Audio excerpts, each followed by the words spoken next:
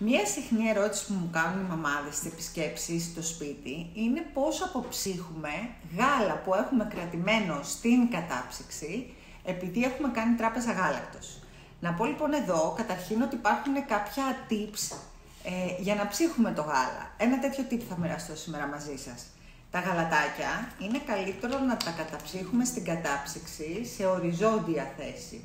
Γιατί έτσι διαμοιράζεται ο όγκος του γάλακτος και σχηματίζεται μια λεπτή φλίδα που είναι πολύ πιο εύκολο να αποψυχθεί από ότι αυτή η μικρή πατατούλα που λέω εγώ όταν τα αποθηκεύουμε όρθια.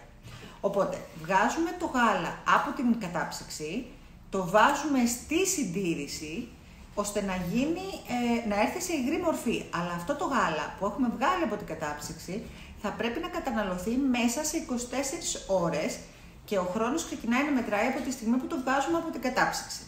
Μια καλή ιδέα λοιπόν είναι τα γάλατα που βάζουμε στην κατάψυξη να μην είναι σε μεγάλη ποσότητα, να είναι καλύτερα διαμοιρασμένα σε μικρότερες ποσότητες, π.χ. 50 και 60 ml, μέχρι η μαμά να καταλάβει πόσο περίπου γάλα, πόσο ποσότητα χρειάζεται το βρεφάκι. Από τη στιγμή λοιπόν που θα βγάλουμε το γάλα από τη συντήρηση, θα το μεταφέρουμε σε ένα μπουκάλι και από εκεί με μπεν μαρί ή μέσω ενός ειδικού θερμαντήρα που θα τηρεί τις προδιαγραφές του ΕΟΦ, θα ζεστάνουμε το γάλα και να φτάσει στη θερμοκρασία του ανθρώπινου σώματος που είναι 37 βαθμοί Κελσίου.